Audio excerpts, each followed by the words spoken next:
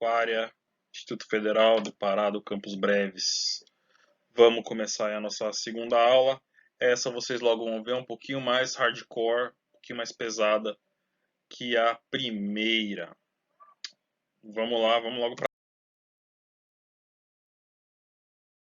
Então a história é a seguinte: o que a gente vai ver nas próximas aulas aí no futuro próximo? Seres vivos, né? Que é o que a gente estava falando, especialmente a unidade básica viva de um ser vivo, que é a célula, certo? Nossa, o bagulho tá doidão aqui. Tudo bem, eu vou continuar. Tomara que a imagem apareça boa depois, tá? Então, a célula, o que tem dentro, e já na semana que vem eu quero muito do meu coração que a gente comece a falar sobre esse cara aqui, porque isso aqui é muito importante, tá? Só que a célula é feita, como vocês estão vendo aí na imagem, de outras coisas. Ela é montada por outras coisas. Que coisas são essas? São coisas vivas? Não. São chamadas moléculas. A célula, que é um negócio vivo, que tem aquelas características dos seres vivos que a gente discutiu um pouquinho, se reproduz, cresce e tal, ela em si é formada de coisas não vivas, moléculas. E aí, se eu não me engano, em espanhol tem algumas. Isso aqui é um açúcar, isso aqui é DNA, isso aqui é uma gordura, um triglicerídeo. Isso aqui grandão é uma proteína, tá até para ler, é a insulina, né? Uma proteína que talvez vocês conheçam. Isso aqui também são açúcares, ó, tá? Então, tudo isso forma a célula. Antes da gente entrar na célula, a gente vai ter que falar um pouquinho, ênfase no pouquinho, sobre as coisas que compõem a célula. Um pouquinho por quê? Porque esse assunto é extenso, esse assunto é grande, esse assunto vocês aí costumam ter dificuldade. Porque ele é difícil mesmo, tá?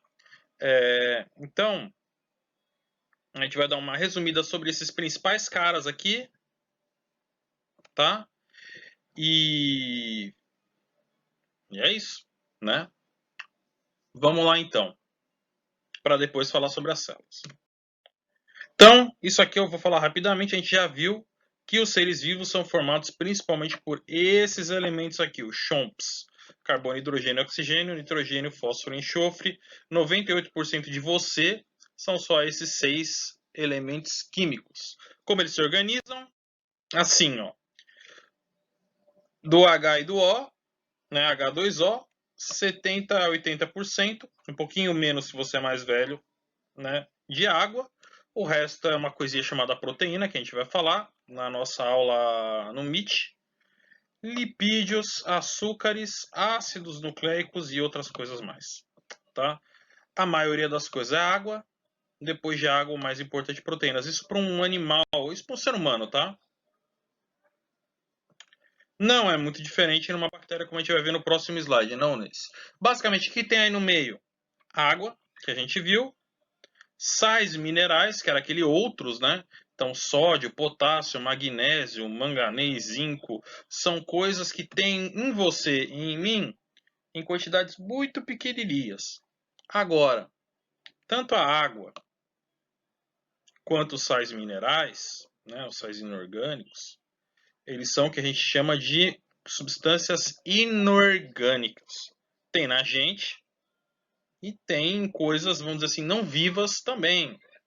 Né? Tem um pouquinho de zinco dentro de você, tem zinco no seu celular. Né?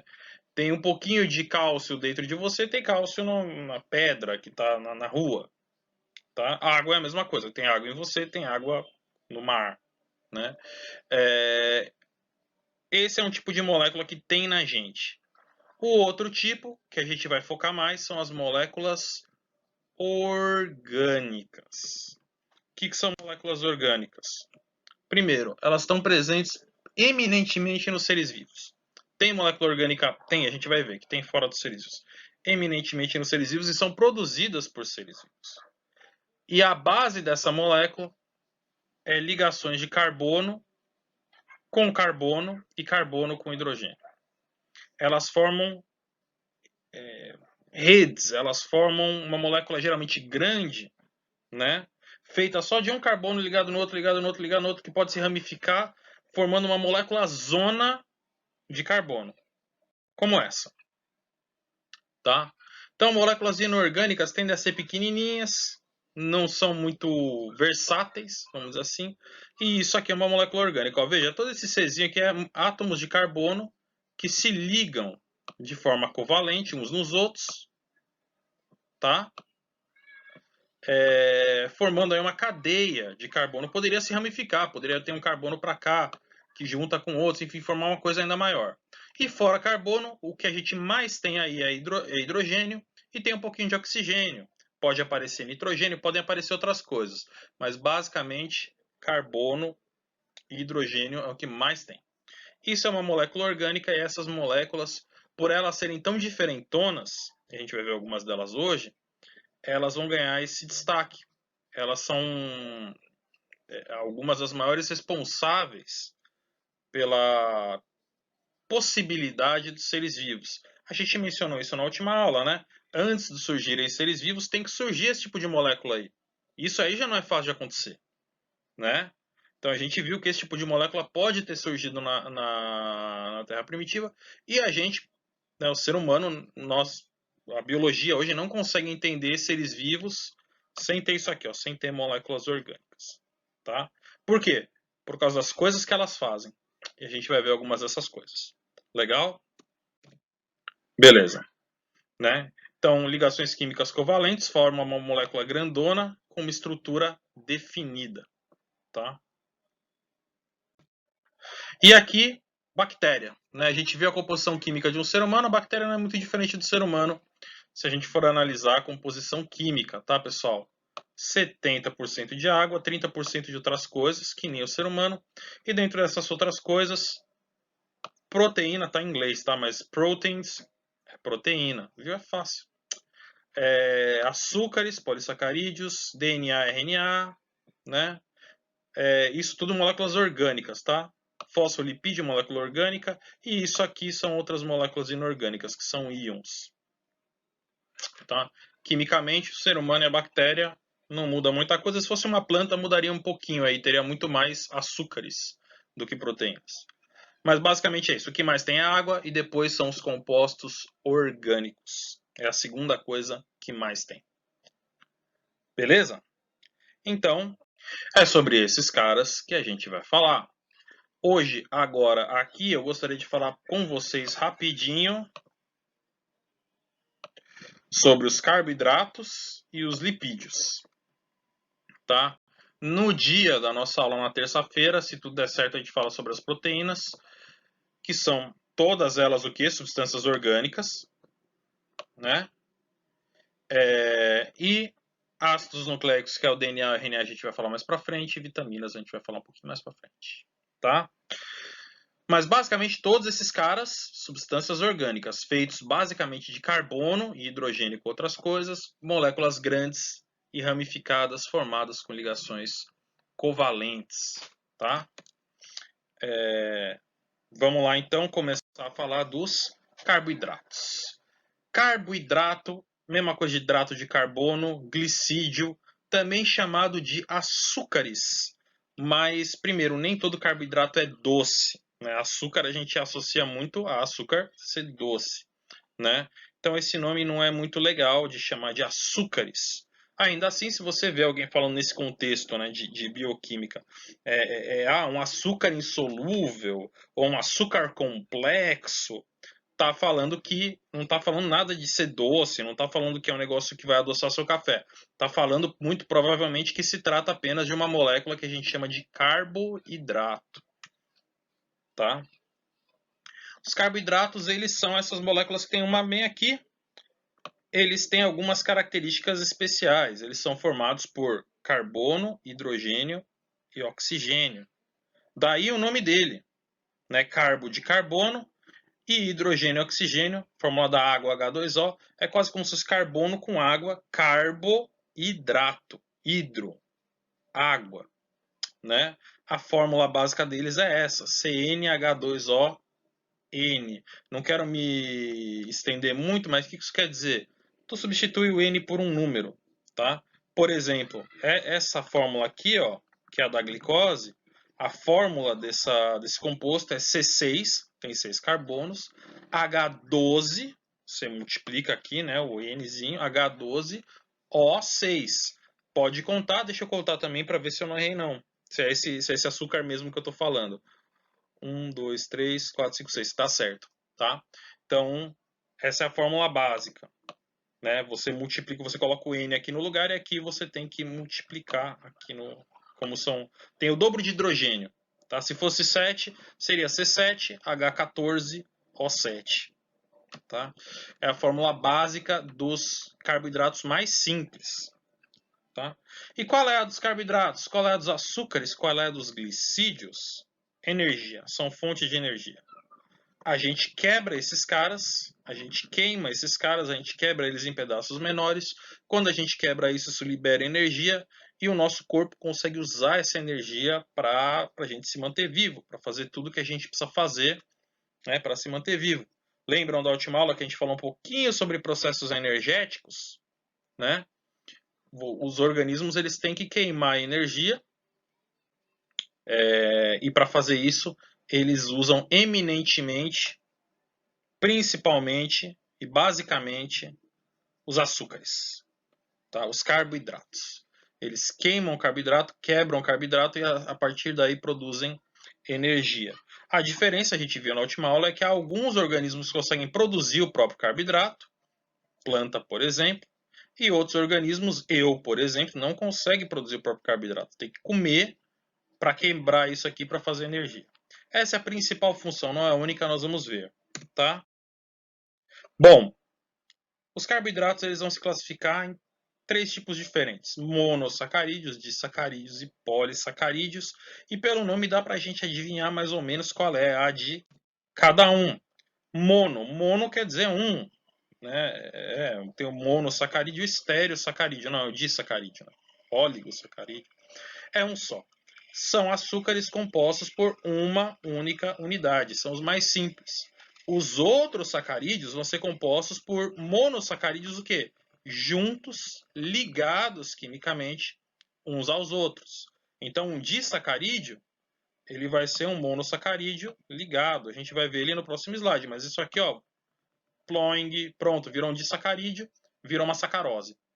É isso mesmo, tá? Ligou um monossacarídeo com outro monossacarídeo, uma glicose com uma frutose no caso. A gente vê isso.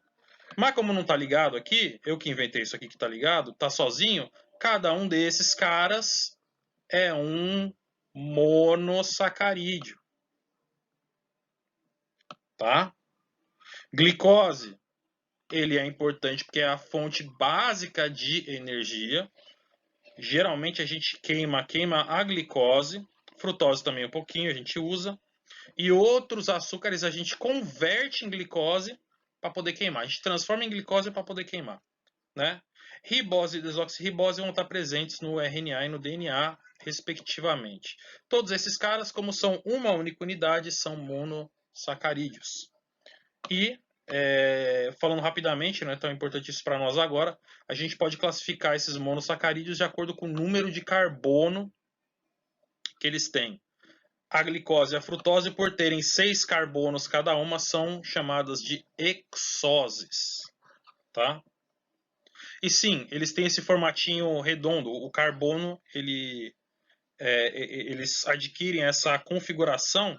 Cada cantinho aqui do hexágono é um átomo de carbono, tá? Que não está mostrando, mas é. Menos esse do oxigênio aí. Tá? Só para explicar a fórmula. São 6 carbonos aí, é a fórmula desses componentes químicos. Usados para queimar, para produzir energia. É a gasolina, tá, pessoal? Do corpo. É uma simplificação grosseira dizer isso, e não é nem 100% correta, tá? Mas é como fosse, tá? É bem como fosse, não leve isso muito a sério. É o combustível que o corpo usa, está usando o tempo todo para fazer energia para a gente ficar vivo. São os monossacarídeos, tá? Quando a gente come, aí ó, hexose e pentoses, né? Hexose, monossacarídeo com 6 carbonos, pentose, monossacarídeo com 5 carbonos. Se eu falar triose, você já sabe, monossacarídeo com 3 carbonos, tá? E outra coisa, já que a gente está aqui, outra coisa importante, geralmente termina com ose é porque é um açúcar, né? Tem algumas exceções, a gente vai ver que tem alguns açúcares que não terminam com -ose no final, né? E né, você tem outras coisas que não terminam com -ose, obviamente, né? Desculpa, outras coisas que terminam com -ose, obviamente, não são açúcares. Cifose, escoliose são desvios de coluna, por exemplo, tá? Mas ouviu glicose, né? Se eu falar, por exemplo, lactose, você já ouviu falar na lactose, leite sem lactose e tal? Agora você já sabe. Com certeza a lactose deve ser o quê? Um tipo de açúcar, tá? Deixa eu pensar outro. Maltose. Esse talvez você não tenha ouvido, mas enfim. Termina com ose, é um açúcar. Bom, como eu também já falei, monossacarídeo é composto por uma só subunidade. Meu cabeção está na frente, mas dá para ver que aqui você tem duas subunidades, dois monossacarídeos juntos, formando um disacarídeo. Duas subunidades. Né? Esses caras são importantes porque a gente conhece e consome alguns deles. A própria lactose é um disacarídeo, a própria sacarose é também um disacarídeo. Quando você põe o açúcar no café, aquele açúcar branquinho, o que está colocando no café é isso aqui, ó, sacarose, tá? É composto por dois monossacarídeos, uma glicose e uma frutose, tá? Enfim, você junta esses dois monossacarídeos, forma o disacarídeo, que é a sacarose. No seu corpo, essa sacarose vai ser quebrada e você vai absorver e usar tanto a glicose quanto a frutose que você vai ingerir. Né? A lactose é a mesma coisa, é uma glicose e uma galactose, tem no leite. Quando você bebe, se você não for intolerante à lactose, o seu corpo vai quebrar essas duas subunidades e você vai absorver isso aí de boa e obter energia a partir desses açúcares. Legal? Então, disacarídeos são dois monossacarídeos ligados e se monossacarídeo é um só, di é dois, polissacarídeos é muitos, geralmente um montão. Um monossacarídeo ligado no outro, ligado no outro, ligado no outro, ligado no outro. Então, se você parar para pensar, isso aqui são representações de monossacarídeos. Ó. Um monossacarídeo ligado no outro, ligado no outro, ligado no outro. E por aí vai. Aqui ramificação. E a gente pode ficar até, se a gente pegar numa escala um pouquinho menor, ó, aqui, ó. Cada bolinha aqui é um monossacarídeo ligado no outro, ligado no outro, ligado no outro, ligado no outro, ligado no outro, ligado no outro, ligado no outro, ligado no outro, formando uma rede, nesse caso aqui, uma rede de monossacarídeos, uma molécula enorme, né? Então, isso são os polissacarídeos. A gente chama esses caras de macromoléculas, porque, de novo, molécula enorme. Pensa que cada pontinho que tem aqui, ó, que eu tô pintando aqui, cada pontinho é uma molécula de um monossacarídeo. Já é um negócio que tem carbono e hidrogênio ali no meio, um monte de coisa. Então, é uma molécula enorme. Esses são os polissacarídeos, são polímeros. Tá? Cada bolinha dessa aqui verdinha é um monossacarídeo e eles são compostos por centenas ou milhares ou centenas de milhares de monossacarídeos. Esses caras são os polissacarídeos. Tá? Esses caras vão ter uma função um pouquinho diferente dos mono e disacarídeos. Mono e disacarídeos, obtenção de energia. Polissacarídeos, depósito, reserva de energia. A gente já vai entender um pouquinho melhor isso. Ou estrutural. Não é que não tem nada a ver com energia, mas com uma função o quê? De formar a estrutura do organismo. Já vou dar um exemplo também. Tá? Então, quais são alguns polissacarídeos famosos? Primeiro é o amido. Um polissacarídeo famoso é um polissacarídeo que eu acho que você comeu no almoço, se você já almoçou. Eu já almocei, eu comi amido hoje no almoço, tá? Amido de milho, mas não é só no milho que tem amido não, né? O amido, ele é o açúcar de reserva das plantas, né? Ele é composto por glicose, milhões de glicose uma ligada na outra. Isso forma essa macromolécula do amido, né? E é armazenamento energético das plantas. Elas ligam, eles armazenam esse açúcar na forma de amido em algum lugar para quando precisar de energia ter lá estocado. Quando precisar de uma gordurinha, vamos dizer assim, e a gente já vai falar de gordura também, ter ali estocado, né? E nós seres humanos a gente se aproveita disso, né? E às vezes a gente usa para nosso proveito. Por exemplo, a batata é um estoque de amido da planta. A planta está estocando amido ali para ela poder usar quando ela quiser. A gente vai lá, cavuca, arranca o caule subterrâneo que é a batata normal, né? Batata inglesa que chama. E a gente cozinha e come esse amido, porque é energia, é glicose, aquilo lá é um composto energético, né? A mesma coisa para batata doce, só que a batata doce é uma raiz, não é um caule subterrâneo. A mesma coisa para mandioca ou macaxeira, não sei como vocês falam aí, né? Que é também um caule, uma raiz, caule escambau, uma raiz, desculpa.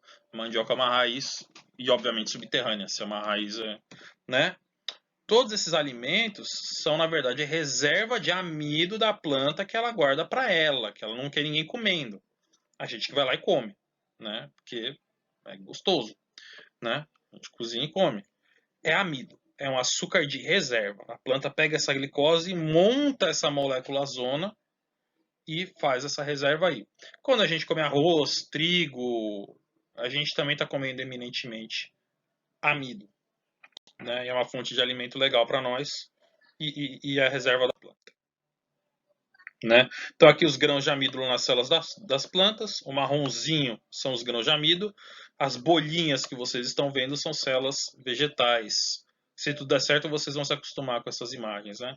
E o amido, como eu falei, formado por um monte de glicose, uma ligada na outra, ligada na outra, ligada na outra, ligada na outra, né? Então aqui um exemplo de como seria uma molécula de amido. Cada pontinho que tem aqui é uma molécula de glicose ligada na outra, é a reserva. Quando a planta precisa, ela começa a quebrar essa reserva e manda para a seiva quando ela precisa usar essa reserva. Quando ela está em tempos difíceis aí. É o estoque da planta, tá?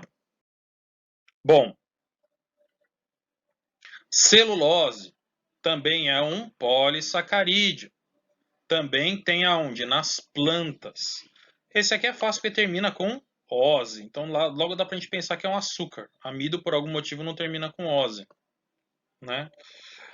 A diferença é que a celulose tem um papel estrutural, forma a parede celular na célula vegetal. A célula vegetal, além da membrana, ela tem uma paredinha. Essa paredinha é formada basicamente de glicose, de celulose, desculpa. Essa paredinha é formada basicamente de celulose, tá? Para nós, animais, a gente não consegue digerir isso, a gente chama isso de fibra. A gente não consegue digerir, a gente come, quando você come uma alface, você vai comer ali uma grande quantidade de fibras, entre elas fibras de celulose, e o que vai sair é a mesma coisa que entrou, tá? Você não vai conseguir digerir a celulose. Outros açúcares do alface você vai conseguir absorver e digerir, mas a celulose não.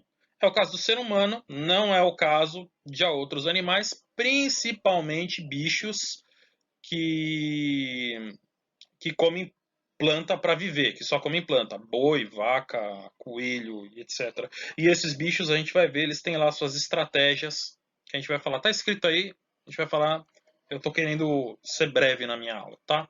Mas não se preocupe, vocês vão saber dessas estratégias. Então, aqui a celulose, na folha da planta, você tem o que? Células vegetais, né? Eu vou tentar desenhar aqui, pintar de uma cor. Aqui, ó, onde eu estou pintando de vermelho, a parede celular do vegetal, onde eu estou tentando pintar de vermelho, tá, pessoal? E fracassando. E essa parede ela é formada por celulose. Se você for olhar essa molécula, de novo, moléculas de açúcar, uma ligada na outra, né?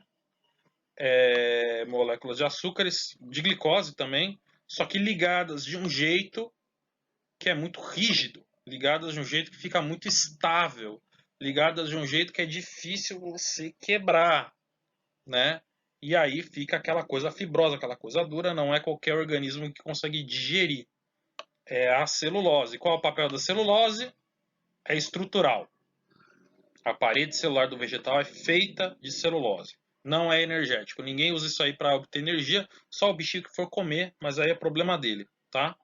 Para a planta, aquilo tá lá para ser a estrutura, para formar um arcabouço para a planta. Celulose. Glicogênio, outro tipo de polissacarídeo. Mesma coisa, um monossacarídeo ligado no outro, enfim, por aí vai. A diferença é que o glicogênio está presente nas células animais, principalmente no fígado e nos músculos, tá? E é a mesma coisa, é semelhante, não é a mesma coisa, é semelhante ao amido das plantas. É um açúcar de reserva. Fica lá no nosso fígado, ligado, quando a gente precisa, né? A gente pega esse açúcar e usa ele. O fígado libera esse glicogênio na forma de glicose e quando a gente come, isso aí é armazenado no fígado. Cada bolinha dessas é uma glicose e fica tudo junto ali, formando grânulos de glicogênio aqui nas células do fígado. Então, se você, vamos supor que você acordou agora, não tomou café da manhã, falou, rapaz, tem uma aula do Emiliano, professor Emiliano, no YouTube, nem tomou café da manhã, já veio aqui correndo assistir, tá assistindo até agora, tá em jejum, tá muitas horas sem comer, com quase absoluta certeza o seu fígado está pegando esse glicogênio, quebrando em moléculas de glicose e liberando isso aí no seu sangue para você ficar com a glicemia legal, para você ficar com a glicemia bacana. Tá? Então, se esse é o seu caso, dá um pause aí, vai, toma um café aí, eu não sei, com um pãozinho com manteiga. Eu mesmo tô com fome. Tá. Então é isso. Também, então, vamos lá. Amido e glicogênio é reserva de energia. É o açúcar que fica lá empacotado na reserva, na poupança, ali guardado para o dia de necessidade, para a hora de necessidade. Celulose é estrutural, forma a estrutura da planta. E a quitina, que não tem no meu corpo nem no seu, tem no corpo desse besouro aí, também é um polissacarídeo estrutural, que forma a casquinha, a carapaça dos insetos. Quando você pisa numa barata, ela faz crack, é por causa da quitina. É um açúcar também, tá? Não confunda com queratina. Tu já ouviu shampoo de queratina pro cabelo? Queratina é um bagulho, quitina é outro. É parecido, mas o nome é parecido e só. Basicamente só, tá? Não tem nada a ver. É só um nome que é um pouquinho parecido. Então, queratina tem no seu cabelo, no meu, na unha. Quitina é um açúcar que forma a casquinha, a carapaça, o exoesqueleto dos insetos.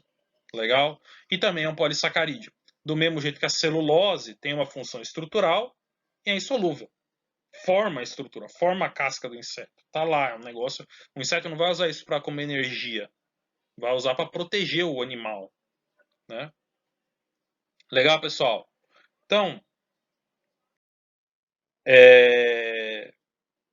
esses são os principais tipos de açúcares. Monossacarídeos, uma subunidade. Disacarídeos, duas. Principal função tá aqui, ó, conservação de energia na forma química. A energia, tá? É o que o nosso corpo quebra para liberar energia.